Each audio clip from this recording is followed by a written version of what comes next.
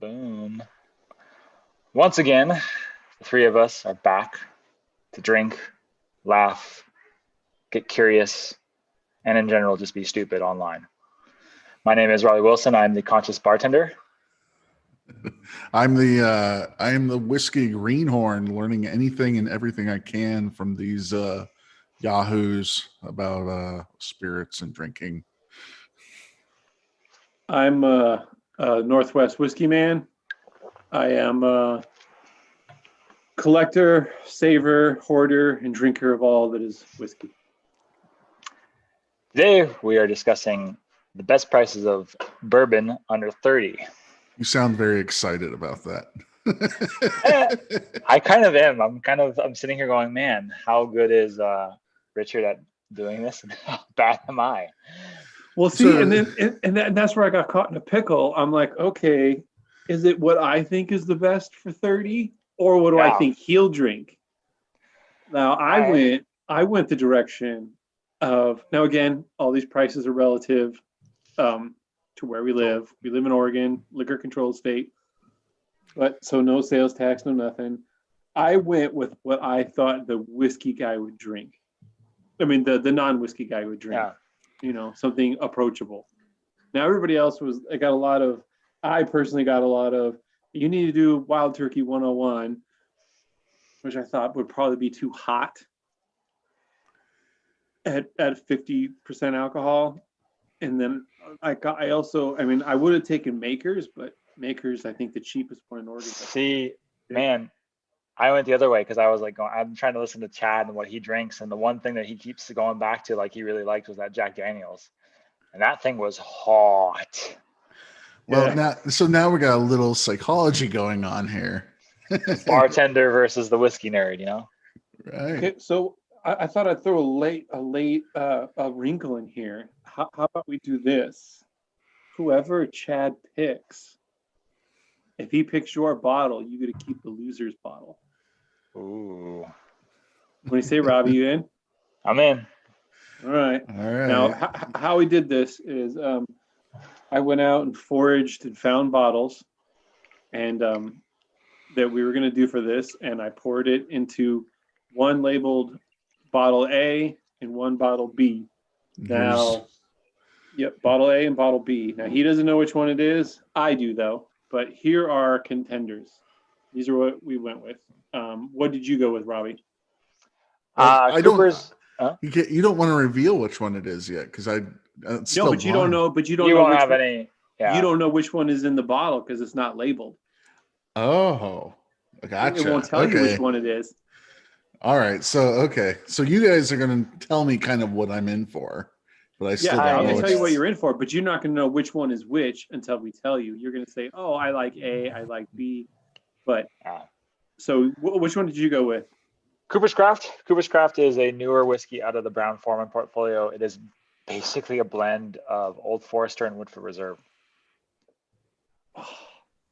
See, those are two heavy hitters too. Like, you know what I mean? And I'll be the first to say I'm technically cheating because it's on sale and it was under 30. Oh, it's not on sale. Bitch. When it's not on sale, it's over. So this was one of those lucky draws where I walked into the liquor store and I was like, oh, what am I gonna do? All right, I'll try to stick in the whiskey world because we're there right now.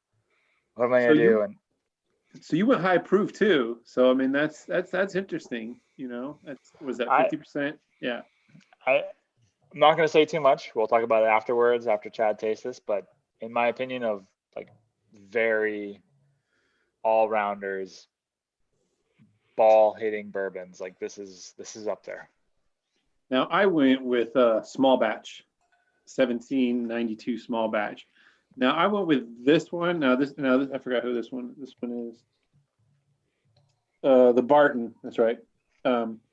I went with this one because I thought it was a little sweeter and I thought it would be a little more palatable to Chad. It's definitely, it's definitely got the notes of your typical bourbon, sweet, a little caramel, a little chocolate, I thought he would find this one more palatable. And so that's what he went with. That's what I went with to try to trick him into coming to the dark side. So let's why don't you pour one and tell me which one you like. All right, now let's go through this each of is. them. I got A here, Okay. B in here. All right. All right. So we know what we're looking at. Hey, Chad, turn around so you can't see. And I'm going to show everybody at home so they can see what. All right. So they My know. eyes are closed. It burns. Okay, this is A. This is B. All right. Screen clear? Yep, screen's clear. All right. Don't have whiskey on your fingers and touch your eyes. Or Hatch chili. Don't do that. You've seen me do that before. That put me out of commission for what, 45 minutes, an hour? Oh, man. There's a rule in New Mexico. If you touch the chili, don't touch your willy or your eyes. I made that mistake before too. Yeah, that's a burn that you don't We're seeing a trend here all of a sudden, Chad. A couple of years back, we were roasting some chilies from New Mexico, and we were trying it out. And then we were at our job, and I just barely grazed the corner of my eye. I knew it was there. I knew at the moment it happened, and it just nothing came across, swollen, tears running, all red. I was supportive as I could, while not laughing. and it was, and all of our coworkers were just having a good, and I'm in the bathroom just. Yeah. I mean, it's like getting pepper sprayed. I mean, I can't. Yeah, it's anyway. No, it's good stuff. All right, so we're all. I'm on A. You're on A. You do have A at your house? And Me? B? You have both of them at the house too, right? No, I don't. I only have mine. Okay. Well, did that just give away something? No. Okay. I didn't say which one mine was. Okay. I said mine. So should I smell back to back? Yeah. See, and this is going to be good because this is also what people need to do, I think, when they drink whiskey, is get A/B comparisons. Because a lot of people are like, oh, yeah, that smells like whiskey. Okay, yeah, now put it next to another one, and that's when you're going to smell the differences. Now, B is a lot tamer than A. Okay. You think B is a lot tamer than A? Okay. Now, Okay. I'm going to say, Chad, also that has to do with the glass that you've chosen. So to everyone watching, yeah, Chad has a Glencairn for A, and that's going to funnel that nose right into his nose, in the sense that like the smell of the whiskey is going to go right up in there. Whereas B is in a rocks glass, so the smell is much more just coming up. Okay. It's not funneled into his nose. I think I poured roughly the same amount. All right. Okay. What? I can't say if I like one or the other, or just really sounds best. So I'm taking A right now. This is like watching your guys' reaction.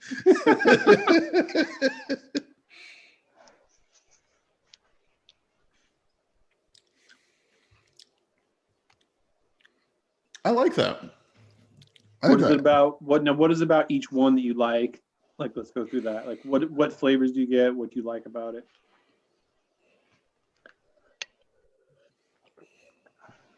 Yeah, I'm on the spot here. But I mean, it's got.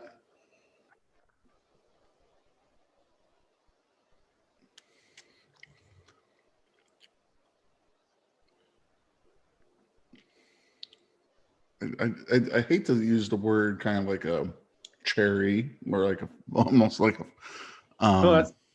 What's a classic bourbon taste? It's cherry. I was gonna say. Yeah. You don't want to use the word fireball, but if there wasn't a fireball in existence, you know what I mean? Oh, I thought you were going with Fireball whiskey. I was like, no, you're not. No, I'm not going there.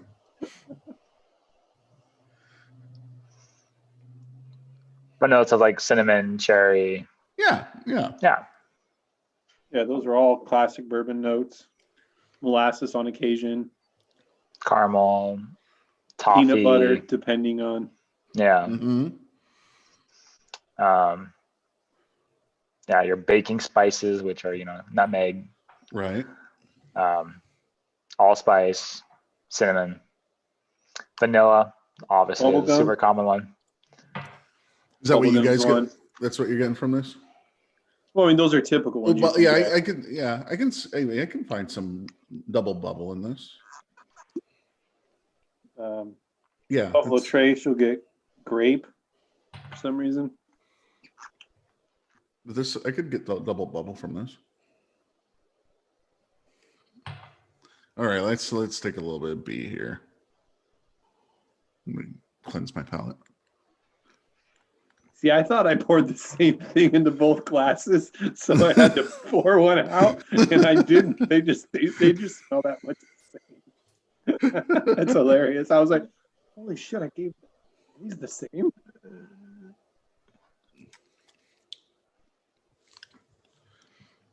This is a lot creamier, like a little more closer to a marshmallow. Mm-hmm. B is. Mm-hmm.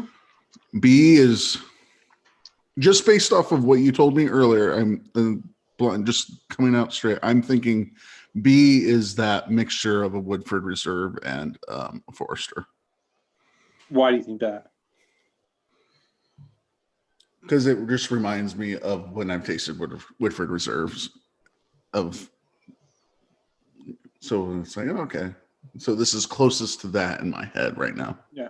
I'm going to say the legs on B are long. Ooh. Yeah. That's where the huge difference is on that finish.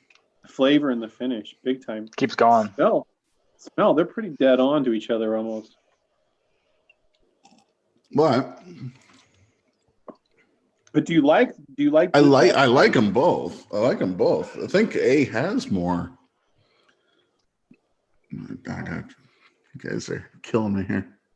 Now you gotta go back and drink more. Well, hey, oops. I didn't want to waste anything, so the cup I thought I double poured A into, I poured it in my Coke, so now my other drink is a whiskey and Coke too. So it's gonna be a good night, everybody.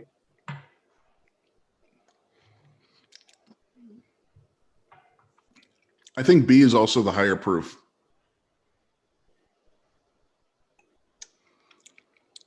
Yeah. An eyebrow says it. That one went down the wrong pipe. That was like, so all right. Am I right in my assumptions about? Yes. Okay. Yes, you are. You are right. Now, okay, so now comes the question, which one do you like better? See, for under $30, what would I buy? I'm going to say I like the nose better on A. Yes. And possibly the taste on B. I agree. I agree with that. And therefore, if I'm going to buy under 30, I'm going to buy bottle B.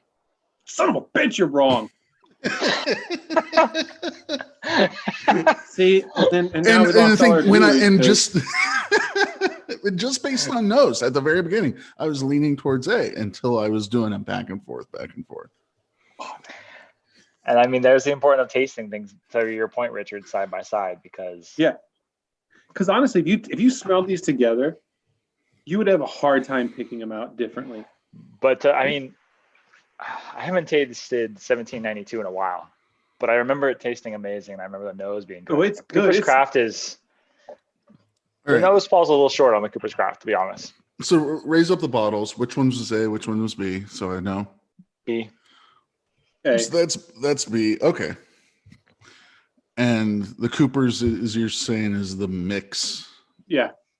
That's also on sale. That's not one that I can go in and get a 30. No, you can. You can in Oregon. So Oregon's weird. You partition as a brand to say, like, my brand will go on sale for 3 months. The distillery does this, or the yes. Okay. Or Brown Farm, whatever the rep is, or whatever too. Yeah. And then for 3 months you have this sale, and then for 3 months you cannot have another sale, and then for 3 months you have the same sale again. And so most of the brands and that sale is happening at all stores in the state of Oregon. Or statewide, yeah. No, and again, Oregon is a liquor control state, The state owns all the liquor. This bottle is going to be the exact same price in every single store across the state, and the state regulates prices. I don't know how liquor control works in other states. The way it works here is you apply for a license to be a store owner, and then if I'm not mistaken, the store keeps 5%, 5 to 7% of counter sales, and 3 to 4% of bar sales. Correct. Now all restaurants, bars, hotels, basically any, the Moda Center where the Portland Trail Blazers play, if you sell alcohol, you have to buy it from a liquor store. Yeah. So that's can the Moda Center charge me a lot more for that drink because because they're mixing it at that point. Once they've bought it, they can do whatever they want with the price. Yeah. So it's not controlled at point of sale. Well, let's put it like I know the store where the Moda Center buys almost all their liquor, and that so like you're never going to get a bottle of Blanton's because it's going to them. Now, what the Moda Center and everybody else does with it after that doesn't matter. It's what keeps Control Board from limiting the purchase price on a shot at, let's say, from bar to bar. They don't. They simply state you have to make money. Yeah, they simply state you cannot lose money on a shot. So if 1 ounce of said beverage costs $1.79, you cannot charge less than $1.79 for an ounce. Right. And bars like any business is going to fluctuate what the prices are, that whatever they think they can get. For the most part, if you go to a Portland restaurant, not a chain restaurant, but like a Portland specific restaurant, most bars sit at somewhere between 20 and 40% of the cost of the liquor in the sales price of a shot. So say something costs, $2, shots going for 10. Gotcha. And that helps pay for obviously like dishwashing, lights, whatever. Most restaurants are making their profit via their liquor. The thing is, now when I go to a bar, I don't go to bars that often. When I do go to a bar, typically I drink a beer. Some of it can be an intimidation of not knowing what I want to order, but also I have no idea what that price of that bottle is versus that price. And I don't want to be the guy looking like he's cheap, like, oh, get me a nice whiskey. And then I'll be like, well, wait, how much is that? I don't want, how do you order whiskey properly and not get like gouged by the bartender? Well, that's also why Jack Daniels is in every single bar. Yeah. People go, oh, I know that. Glenlivet 12. Oh, I know that. Right. Yeah. I think for coming from my perspective, what always gets the best results is when you go in and be like, hey, I am exploring bourbon. I love bourbon, whatever your entry level is, whatever you expect. Going up to your bartender and be like, hey, this is the deal. I'm exploring bourbon. I've tried a couple things. My price range is 10 to 20. My price range is 20 to 30, whatever. Right. Name your price range of a shot. Let me try something. I want to try something neat. I want to try something that I would, want to try, explore. And the bartender will usually help you out with that. Gotcha. See what I do, I went to a Penn State football game probably like 2 years ago.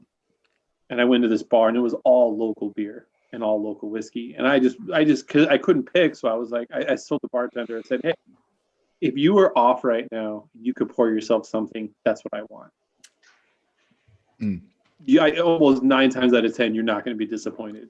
Right. Like they know what they're making. Like I want whatever if you were sitting right here and you could pour yourself a beverage, what would you want? And don't be afraid to try some stuff. I mean, I would definitely, if you've never had scotch, I wouldn't dive just straight into it. You know what I mean? Because, it may not, an Islay may not be for you. You know what I mean? Like, right. But if you have a general idea, try mid-shelf. Or if you see something, try it once. And in fact, it's kind of better to try it at a bar. That way you don't drop, $80, $60 on a bottle. Right. You're going to pay that markup, that 40%. Yeah. But that was to figure it out. And to bring it back to today, $30. How good was that, though? I mean, could you tell that's a cheap bar. You know, you're scratching the bottom of price for that. It's not bad though, right? No, not at all. I mean, because that's what I do. Like when I have, like, I'll pull a top shelf. Like I'll have a top flight first drink, second drink, nothing over $30, probably. You know, maybe 40, and it's still good. It's still a good dram. You know. Will bars have a price list of the whiskeys available? Because I don't want the guy reading off all of the whiskeys he has available, especially if I'm not at the bar. Let's say I'm in a booth in the back. What's a good etiquette here? It's like, I want to know what they have. I don't want to walk up to the bar, you know, and I don't want to waste his time with him, or the waiter or the waitress's time reading off what they've got. I mean, man, good point. I guess it depends on what you're looking for. And it also depends on a little bit of luck. Sometimes you're gonna need a waitress that knows their bourbon as well. And you're gonna be like, hey, what do you recommend? Are you a bourbon lover? Are you a whiskey lover? Are you whatever? What are you gonna have after ship today? What are you gonna do? Oh man, I love this. And you're gonna get a great option. I mean, these are people that are in this industry and they're constantly influenced by what is coming out and what's new and what's been around for an old staple. But chances are the server's not that knowledgeable about what's going on right now. So you can always say, hey, you know, excuse me, server, bar, whatever, can you please ask the bartender, what do they recommend right now? And I just want in this price range and pour me whatever. And usually if it's not too busy, that order goes over really well. And a bartender will have the opportunity to be like, okay, how can I choose something that this person's going to like? And maybe introduce them to something new. That's usually a really fun order for a bartender, in my perspective. Mm-hmm. And like I said, you never know. Like when I went to go pick up this whiskey, I went into the liquor store. You know, it's one I usually don't shop at. And the girl's like, "Oh, you looking for something?" I was like, "Oh, I need this craft bottle." She's like, "Oh, you know, and here's a lot of other really great independent ones." And I, you know, she was very kind and very helpful. And every single bottle she handed me was an MGP bottle. Oh, here's a good craft one, and oh, this one's really good about craft. And I was like, okay. I mean, and as helpful as she was not correct. Like they weren't craft whiskeys; they were all mass produced at MGP. But they're, you know, and again, but that's not bad. You know, they were all still good whiskeys. But you know, that's the thing. You know, take for a grain of salt everything when it comes to whiskey and that, because your taste is going to taste different than Robbie's. It's going to taste different than mine.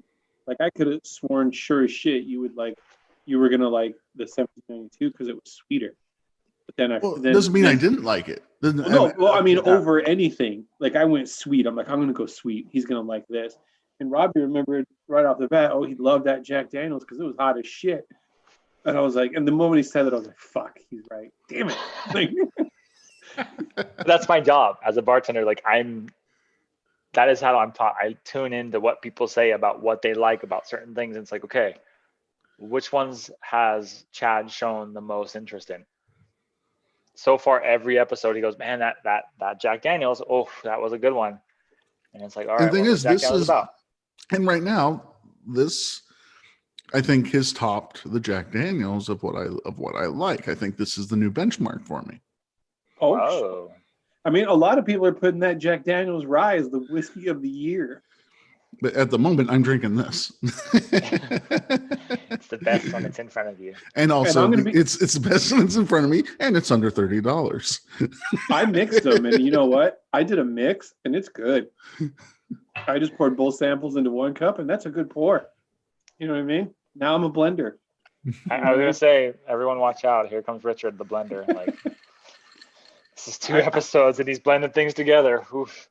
You know what I mean? Does this make me a cocktailologist, a mixologist, or what's the term? Cocktailologist. Well, you gotta get the percentage right too. Yeah. Is it 80-20? Is it 50-50?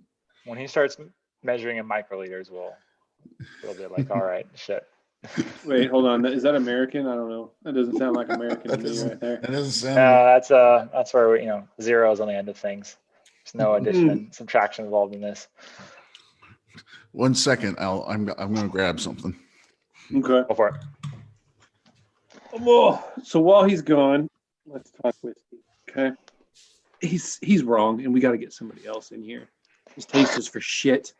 He's gone. So if there's anybody out there that has a better palate than that son of a bitch, call us. We would like to have you on the show. Okay.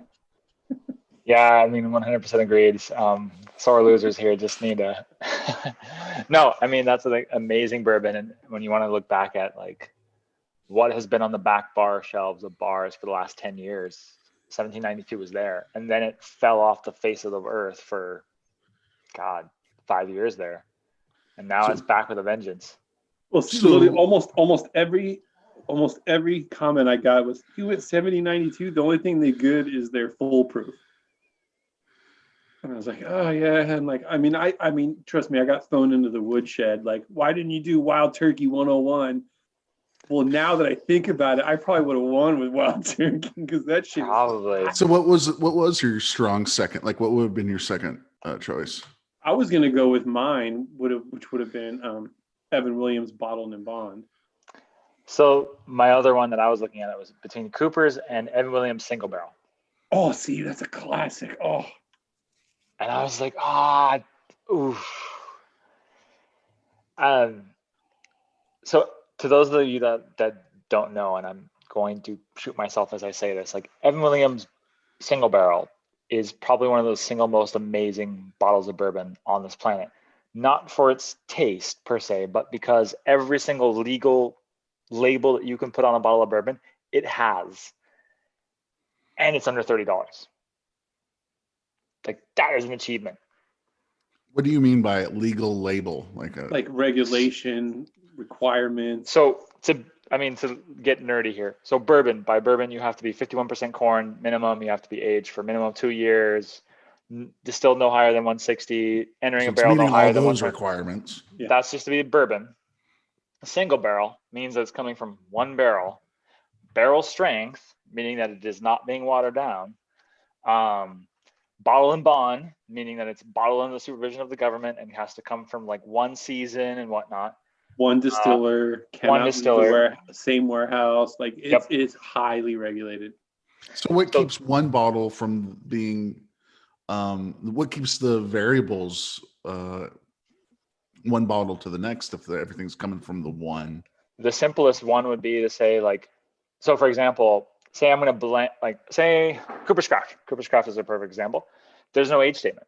That means it is a blend of multiple age statements, 2, 4, 5, 10-year-old bourbon being blended together for a specific flavor profile. That cannot be a bottle and bond. Right. For the simple fact that it's multiple age statements coming together from multiple years and multiple fermentation cycles. Yeah. I mean, it's the reason, and the reason we're going to backtrack and hear a lot of history is that Bottled and Bond came because there was so much gut rot whiskey coming out where people were flavoring it with turpentine and formaldehyde and like just like whiskey got a really horrible thing. So the whiskey industry came out with the first food regulated law ever on the books in the United States was the Bottled and Bond Act, I believe. I think that's the name of it. Yeah. And basically they said, we're going to regulate this so gosh darn much that it's going to be pure. So if you see Bottled and Bond on a bottle, you know it's good. Now, obviously there's so much regulation now that they don't need it. In fact, most companies don't do Bottled and Bond anymore because the regulations are so high and you're so controlled that it's just not worth it. Not only that, I mean, the difference between having 80 proof and 100 proof, the taxes, that alone will make you go under if you're a new place. Oh yeah, I forget, you're taxed by the proof, aren't you? Yeah, 80 is like the minimum that you can call it a liquor. Anything below that is classified in America as a liqueur.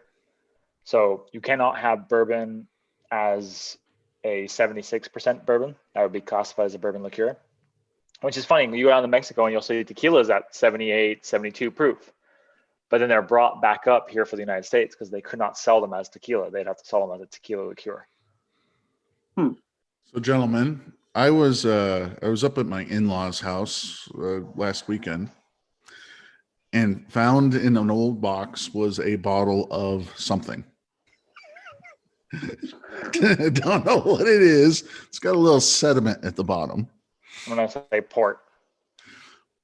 But you smell it. It smells close to like a Kahlua. Oh, interesting. I have not tasted it because God no. Well, let's give it to Robbie. He'll try it. I was gonna say, give it to me. I'll try it. Now, my brother-in-law has a memory of my father-in-law, his dad, making like some liqueur using Everclear and making something with that. Yeah. But my father-in-law, who was there, he was adamant that he was making wine and that this was wine at one time. If it was wine, it has turned something god awful because you can smell the alcohol like nothing before. So my thing is, I think you should drink it. I think we can give this to whoever lost our challenge today. Oh, you're the one I'm volunteering. It's like, dude, let's go to Richard. I'll stick with some Southern Comfort. Yeah. I have no idea what this is, but I'm afraid to even. If you just put small batch on it, we can sell it. You know what I mean? Unknown. The new BTAC. I mean, is there a certain point where it would be, let's say there was nothing wrong with this when it was bottled. Let's say it was clean, it was sterilized, whatever, when they made this.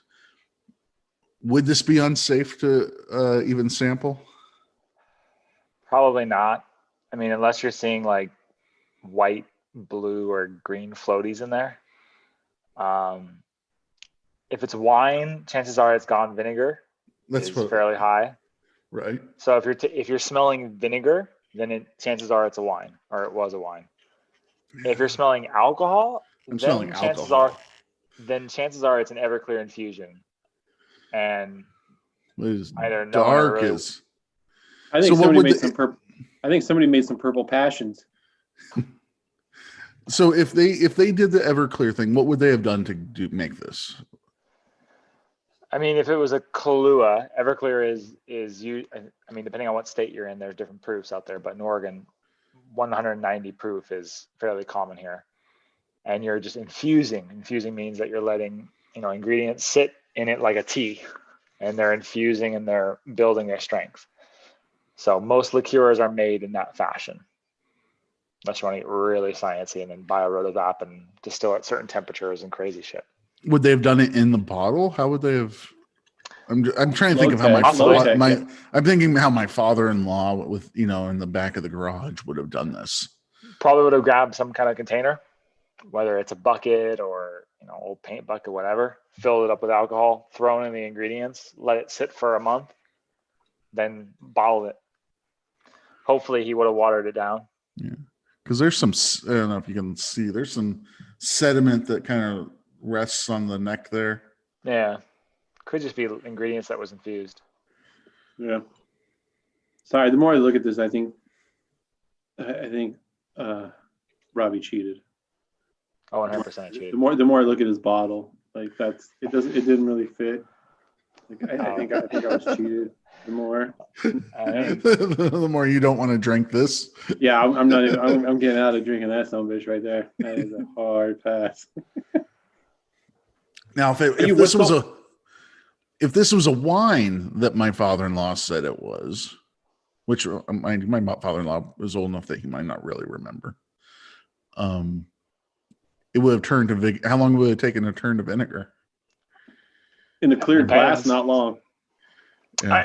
It depends, though. I mean, there's wine from France that's 100 years old that's still drinkable as a wine. Right. It just depends on your chemical levels of tannins, that stuff that makes it's like velvet on your tongue, to acid, to sugar, to all those things. And if there's a good balance, I mean, technically it lasts forever. And then if you're adding sulfites and stuff like that, you were even longer, you have that ability to last. This could just be also a grease solvent. I don't know. I was going to guess Fabuloso, but that's just me. I'm going to take back my offer to drink this thing. Hell yeah, this is good. I think we should bottle this right here. I'm telling you, mix it 50-50. It's a good pour. You heard it here first, guys. We're going to create blends of the two things we try together, and we're going to call it good. Might be 2 whiskeys, it might be 2 rums. Hell, one day we might get to a rum and a whiskey. Oh man. So what about you, Robbie? How's any good cocktails coming up in your world? I'm actually doing a Westward project for Mr. Richard here, who constantly talks about Westward. Westward contacted me with the Amaro ladies that we had on here a couple weeks back, and we'll be doing a cocktail special with Westward and why am I forgetting the name of the Amaros that we had? Americano Amaros. So that'll be available at Botanist starting the 24th. Well, what's the cocktail? What is it? Can't tell yet. Can't tell. Mostly because it's still in R&D until tomorrow. Oh, okay. Are you? Do you know which one of their products you're going to use? Westward, I do not. Oh. I've tried a couple of them. Tomorrow, I made a rhubarb cordial. So rhubarb is definitely in season right now, and there's some amazing rhubarb in the store. So I took some rhubarb, vacuum sealed it, sous vide it at 120 for an hour. That broke apart all the cells, so all the flavor is really strong. And then I pressure cooked that in sugar. So I have a nice little cordial going. And then I'm going to try that with the Amaro, some lemon juice and egg white, and create kind of a New York sour of sorts. Heck yeah. Which Amaro are you doing it with? Just the regular Americano, not the white one, but the darker one. Yeah. Hell yeah. Maybe that'd be pretty good. Have that bounce off that American single malt pretty nice. I mean, you think like there's a lot of, in the wine world, we break down fruit into 3 categories. You have red fruit, you have blue fruit, and you have black fruit. So red fruit's like raspberries, strawberries, cherries. Black fruit's going to be your blackberries and currants and stuff like that. And then blue fruit is like blueberries. A lot of whiskeys have those red fruit notes. Yeah. And so rhubarb goes really, really well, chemically speaking, to red fruit. You think like all the strawberry rhubarb pies you've had, like those 2 flavors just love each other. So I'm trying, and then obviously the Amaro we had loves red fruit as well. And so I'm hoping, fingers crossed, it's kind of all work together. This is where my crazy cocktail mind is. It comes up in here, and I'm like, oh, it'll work. Put it together. Throw an egg in it. See, my thing, and I don't know why, I've always liked apples and whiskey. Yeah. Like that's my favorite dessert on earth. Is buy some top quality vanilla ice cream, and then I'll dice it. I'll cut some apples up, and then a full cup of sugar, half a stick of butter, get it melted down, get it get it hot, and then I'll throw my apples in for like a minute, and then I'll throw a quarter cup of, and I always use the same one, Old Crow. I either use Old Crow or Blanton's, one or the other. And oh man, and then those hot bourbon soaked apples over vanilla ice cream is the shit. It's so good. And so it's caramelized on the apple, or no? Well, a little bit. It's so hot though, because I pour it right off the stove onto the vanilla ice cream, so it starts melting the ice cream almost right away. And it, like, when that hot hits the cold, it doesn't know what to do. So parts of it are really warm, parts of it are really cold. You need to mix that with like some cheesecake as well. No, just go with straight vanilla. I was gonna say one of the best apple pies I've ever had was you take sugar, cinnamon, nutmeg, all your spices, start cooking them on a pan. Then you throw your apples in, and then you deglaze the whole thing with your bourbon. Oh, there you go. Blows up, but all of a sudden you just get like caramel, bourbon, apples. Then throw that in your pie. Oh, see, yeah. See, like in we're lucky in Oregon, we get a lot of good fresh fruit. Oh yeah. You get a bunch of pitted cherries, and then do sugar, but the same thing. I'll mix, but I'll add brown sugar, and then I'll throw cherries in there, and then like a good rye right over the top of them too. And then you can just drizzle those over cheesecake, or I drizzled mine over a ham I smoked for like 6 hours on the Traeger. What is your guys' recommendation for cooking with liquor? Like, what is, cooking with a whiskey? Cheap, hella cheap. Because what flavor is going to carry? Not a lot, not much. There's not. I could literally pour the Blanton stuff and the Old Crow next to each other, and you wouldn't be able to tell. Honestly, if I cook with whiskey, it's either Mellow Gold or Yellow Mellow, Mellow Yellow. Mellow Yellow, is that it? Mellow Corn. Mellow Corn, yeah, there we go. Or Old Crow. Or High Times. What about you, Robbie? I mean, usually it's whatever I have on hand, and I usually have a lot of bourbons on hand. It's like, which one of you is cheaper? Yeah. High proof, and to me, I want the oak content. I want the vanilla. So I'm looking for extra aged, but not necessarily smooth. So high proofs are really, really good. They're really concentrated. Evan Williams, Bottle and Bonds, Wild Turkey 101, Cooper's Craft, something that's 100 proof, just big and robust. Maker's Mark is fantastic because it's like a little bit sweeter, but it carries those flavors. And when you want to cook with it, that's what you want to carry. The thing is, you have to overdo it just for those flavors to stick around. No, a little bit goes a long way, but the alcohol is not going to be left. It's what's in the alcohol per se. So it's what the alcohol's pulled into it. So it's been resting in a barrel. It's going to get, specific flavors that are akin to barrel, vanilla, cinnamon, sugar flavors, marzipan maybe, or caramel, things like that. That's going to be infused in the thing. As soon as you start to cook off the whiskey, then you're going to get that residual sugar that's left over.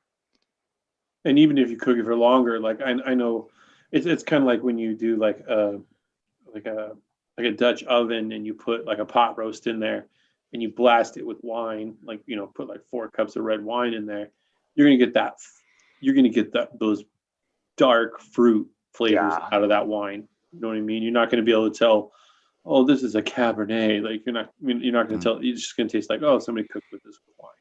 Yeah. Have you ever cook your rice with any alcohol? Like if you're, like say, instead of put half water, half a wine or a liquor. I can't say I have. Now I kind of want to try. Okay. I'll take a couple shots while I'm making rice if that counts. The big one that you see people do a lot is like baking pie crusts with alcohol. So there's a how do you say this? Like there's a certain group of thought out there that says like pie crust should be super crispy. And so how do you do that? Well, you cheat. You add water and alcohol. The alcohol is going to bake off. And so what you're left with is a lot less liquid in the mixture. Crispy or flaky? Flaky, I guess, is the word I'm looking for. You're right. Okay. But yeah. And then what's going to be left is the bourbon or people use vodka just because there is no flavor left there. Gotcha. So where are you at? Are you still? We've taken you to a couple places. Is whiskey still your go-to? And there's only one right answer. I'm willing to explore. Yeah. I'm not going to shoehorn myself into just one thing. But over the last several, my favorite drinks have been the whiskeys. So I will say I pulled a pour the other day and it was the rum. Ooh, what have I done to you, Richard? Yeah, I know. I was like, all right, it's there. I'll drink it. Yeah, it's a little housekeeping. I went to go stuff some bottles in my last whiskey bunker, and there's no more room to push back. I was like, ruh-roh. like I'm screwed because I got 3 more bottles sitting upstairs that I haven't brought down. Oh man. I don't know how everybody else's hoarding is going, but mine's getting pretty bad. What are you gonna do when your kids get old enough to want to start breaking into the cabinets? I'm gonna lock it up. I mean, you have to be smart about it. You know what I mean? It's good fences make good neighbors. Good locks makes good kids. Yeah. And it's not your kids. It's the other kids that come over that you gotta be careful for. Yeah. And that's no truer statement said. But so I was gonna ask, and I meant to ask this earlier when we were talking about how bars and stuff get their stuff. So in Oregon, are you allowed to, I know you have to purchase from OLCC. Are you only allowed to serve in your bar what has been purchased from an OLCC store? Yep. Oh, really? You can't like, oh, I have a private collection. Now I'm going to turn it into a bar. It's a negatory Ghost Rider. That is a super negatory Ghost Rider. I mean, um, I'll take that back. Multnomah Whiskey Library, through all their infinite research, found a loophole. And if anyone from Multnomah Whiskey Library hears this and I'm not entirely correct or I'm incorrect entirely, please just reach out and say like, fuck off. But from what I remember them telling me, if you can prove the bottle was at one point in time sold in this state, oh, okay, that would make then sense. you can sell it, even though you might not have gotten it from an OLCC store, whether it was through like auction or whatever. If it was here at some point in time in the history of Oregon, and sold in Oregon somehow, somewhere. At one point in time, yes, it might be discontinued. It might have whatever. Or even better, the Multnomah Whiskey Library could have us over for a show. I mean, there's that too.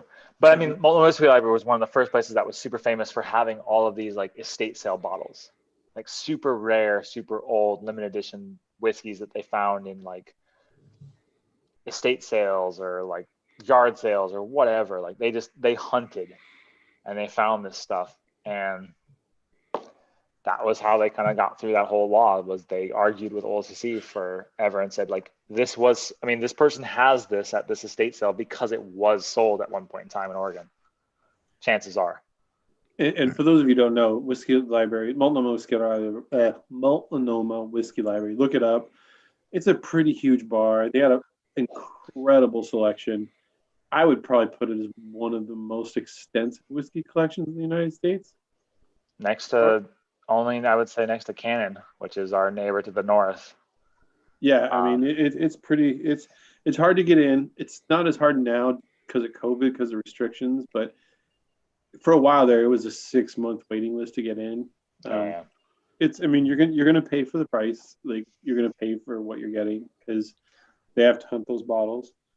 I personally hate that they take all the good bottles that come into Portland, but that's a little bit more jealousy than anything else. Are they going to multiple stores or do they just have one? They hunt. But they put Richard to shame. Oh yeah, no, they got game. I mean, I'm gonna put it this way. I just did a deal today where I helped someone get like 30 something bottles. When they walk into a liquor store, they're probably buying 100. Like, you know what I mean? Like it's ridiculous. But that's the part of the battle you fight. Yeah. I mean, here in the Pacific Northwest, we have some of the best whiskey bars there are. You have Multnomah Whiskey Library really just started it all. Scotch Lodge. So Tommy Cluse is the bartender who started Multnomah Whiskey Library, and he was kind of the brains behind that whole view. Tommy did a study abroad at Brookladdock.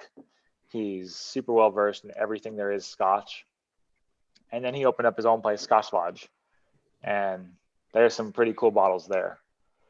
And then the final one, if you guys haven't seen it, but Cannon up in Seattle, Jamie Bedreau is the owner. He's a very famous bartender. He has more whiskey bottles there than the Museum of Whiskey has. Now, is this one of these places that you got to be like a member to get in, or do members? Cannon's not. Cannon's weird because it is a cocktail bar, first and foremost. It just happens to have 8,000 bottles of whiskey on the back bar. And in the bathroom. And on the walls. And in every like usable space in the entire building. So you walk into the bathroom and there's just cages and cages of whiskey. And you're just like, this isn't fair. Do they allow sleepovers? I'm asking for a friend. You might be able to talk with Jamie. Might be the new thing. Heck yeah. Well, we got some exciting stuff coming up. I'm going to drop the news on some guys here too that they haven't even heard yet. Ooh. It's not for us, but we've been invited to go along for some people picking a special barrel, a single barrel pick. So if I can't make it, I'm going to try to talk Chad into making it. But We're going to try to show you what happens when you go to a Northwest distillery and how you purchase a single barrel for a group. Gotcha. So we'll be with them as they do it. And it's not us. It's not us. It's not for us, but they've agreed to let us tag along. I'm just waiting to hear on dates. And if I can't make it, I'm going to send Chad up there. It's up in the Washington area. Let's leave it at that. Sweet. And Robbie already knows. Robbie's already guessed which distillery it is, but Westland. I don't know. What else we got coming up, guys? Anything this weekend? Next weekend? What? Well, you brought up Wild Turkey, so Russell's Reserve is our next tasting. Hopefully, Mr. Douglas Derrick will grace us with his amazingly handsome presence and vast amounts of whiskey knowledge. So Russell's Reserve is like the one tier up from Wild Turkey. Wild Turkey's like, a cool. It's part of the Wild Turkey brand. Same juice, same idea, just nicer stuff, a little bit older. Shouldn't we be having Matthew McConaughey on the podcast then? I mean, I wish we did his Longhorn. Sorry. Yeah. Which, I mean, to go on a mini tangent of all the celebrity whiskeys and stuff out there, talk about someone who's gone out, said, I want to make a spirit, but I'm going to bring myself into this and I'm going to use mesquite barrels, which have never been used in the history of ever. But I'm going to have people make mesquite barrels from Texas because I grew up in Texas, and we're going to age whiskey in mesquite barrels. That's someone who gives a shit. Like, one other celebrity who cared that much. He just put his name on it. I mean, we know plenty of people who've done that. Yeah. But yeah, so Russell's Reserve is the kind of higher end. Wild Turkey in general is a really cool. The Russells are long been the owners of that, and they're old fashioned. And old fashioned is an understatement. I mean, for a while there, rye was the thing, and then bourbon became the thing, and the end all become thing, and they just steadfast with rye. Even their bourbon has a high rye bill. We'll discuss a little more what that means, and Douglas will lead through that. But Russell's Reserve, probably one of the better bourbons you can buy. It was a little out of the price range for this one. I believe they sit in like the $40 to $60 range, depending on whether you're going regular or single barrel. Then after that, BenRiach. We will be walked through a little tasting example with BenRiach, which is this super awesome Scotch distillery. They're Highlands, so technically they should all be coal, i.e. not peated, but they went crazy and decided that the even years will be non-peated and the odd years will be peated. So which one are we getting? Are we getting the peated since we're getting some of all of it? And are they sending full bottles? No, sadly, only I think 375s or 200 milliliters. There's those. Park Cognac will be after that on the 11th. So Park Cognac is this really cool cognac story. I'm getting us into cognac, guys. I went and got us a bottle of the Cigar Blend, which is probably one of my favorite cognacs of all time. It's a solid 30-year-old. So really showing what cognac can do with age that bourbon and whiskeys just cannot. There is no Scotch. There's never a bourbon I would ever try that's 30 years old. But cognac is pretty good at 30. And then we will be going through a super fun and super special, the Master Blender Selects of Hennessy. So we are lucky enough to have the global brand ambassador, Jordan Bushell, to come on and chat with us and walk us through these super select small batch bottlings of Hennessy. So batch one was basically they made a cognac for bourbon lovers. Number two, just kind of a wild card. 3 was like the cognac lovers of cognac, and then number 4 should be coming out any day now in Oregon. So I've never had a Hennessy in my life. Hennessy is one of those distilleries that everyone loves to hate on because they're a huge brand. The reality is they put so much money into R&D for the future of climate change and what that means for grapes that it's not even funny. And then they share that information for free with the rest of the cognac industry. So they're legit. It's hard to shit on them when they're being respectful. their point of view is like, well, we sell more than everyone else, so we kind of owe it to everyone else to also put more money into our future as a category. Which, as you put, Chad, it's hard to shit on someone like that. Yeah. Was that the bottle you got when we awkwardly ran into each other at the liquor store? Awkwardly was right, man. No, that was Park, and then a little bit of the. Why am I forgetting this right now? You gotta run. Yeah. See, there's nothing more awkward than a guy who wants to talk about bourbon and go way far into bourbon, and then two people walk up and they just talk about rum, and you're like, "Why are you talking about rum? It's so boring." Like, there's bourbon. Like, oh my god, these nerds. I never apologize for being a nerd. Yes. I've never stood there so awkward with a bottle of whiskey in my hand. Like, can we talk about bourbon? Then they look at you and they're like, "Oh, he's one of those." Yes, 100%. Like, poor Richard was just like, "All right, well, I guess I'll be going now. I'll be buying this bottle of bourbon here." Bye. Even the people that check me out, they're like, "That was awkward." We're friends, I promise. I'm still cool. Like, you know what I mean? Like, Robbie just got nerdy, and by nerdy, like, holy crap. I wanted to nerd out, but they got on a different level. Like, I was Star Wars 2, and they were Star Trek 3rd generation. And I couldn't keep up. Well put. Well, hey, thank you for taking part of our experiment, Chad. Oh, yeah. There's no loser when you're drinking with whiskey, right? Nothing yet. Nothing has had me set fire to it yet, so we're good. Yeah. True measure of success. Do you drink it or do you set fire to it? You remember, have you ever seen it was Once Upon a Time in Mexico, the Robert Rodriguez film? Uh-huh. And he's like, there's some pork dish that he eats, and it's so good that to restore balance and order to the universe, he had to go kill the chef because it was too good. I missed that part. There's just like, we can't have this in the world. It is too good. We're not ready for it yet. I'm going to they call that bourbon. They call that bourbon. Okay. Well, anyway. If you guys want to get a hold of us, I'm the Northwest Whiskey Man on Instagram. I'm Whiskey Greenhorn on Instagram. My Instagram's been basically helping me fill up my cabinet with alcohol. And so I'm thinking about just changing my name from Whiskey Greenhorn to like just fill my cabinet or something along those lines. That way it's more than just whiskey. What do you guys think? Yeah, I think I like it. I like the idea. What was your first bottle? What'd you grab? Buffalo Trace won out. I put a poll out the other day, and then like Buffalo Trace won like 60-40. And so let's rub people in. Is that a normal Buffalo Trace you got?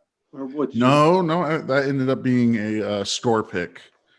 So yeah, based on Richard's recommendation. So I went and picked one up. And I have not opened it yet because that's another question we got to have is when do we open up like something versus holding on to it? Now you've just triggered all the open your bottle crowd. The three that are watching have just pulled all their hair out. You open up when you get it. It's open it and drink it. Well, maybe we'll have that conversation. So if I'm going to change it from Whiskey Greenhorn, what should I change it to? Something to the effect of trying to fill my empty cabinet. Let me think on that one. There's got to be a habit. Yeah, there's got to be something like bottle my cabinet or like. Yeah, we'll the empty shelf. The empty, yeah. Yeah, the empty shelf. Phil, yeah. The spirit in my cabinet. Yeah, you got to be careful with fill my anything. Like, you got to be very, very careful. Run it by an 8th grade giggles. If an 8th grade giggles, you got to move on. Or Yep. a 40-year-old man, one of the two. That's your sweet spot. Either of those two giggle, definitely not okay. Right. Nah, if the 8th grader doesn't and it just flies over his head, but the 40-year-old giggles, I think you're okay. Yeah. Use the double. Then you just skated by. That's like dad joke, and that's technically funny, but kind of not. Like we'll let it happen and we'll let it work. Well, maybe next week I'll have a new name and new handle for my as I start to get some viewers or watchers, whatever you call the Instagram folk. Where we can find you, Robbie? Conscious Bartender. That's conscious _ sorry for making that confusing. Bartender on Instagram. And yeah, ask any bartending questions, any mixing questions. Mixology is such a funny word. Happy to respond to that. And if you're in Portland, you need a drink, where should you go? That would be plugging my own bar, Botanist. We are open on the rooftop between Lovejoy and 13th and 14th. It is 8,000 square feet of covered and heated patio space with live music on Thursday through Saturday from basically 5 o'clock till 10 o'clock, 2 showings. Cool. There we go. All right. Well, thank you guys for joining. Call next week. Russell's Reserve. Come on. It's going to be good. Some real whiskey.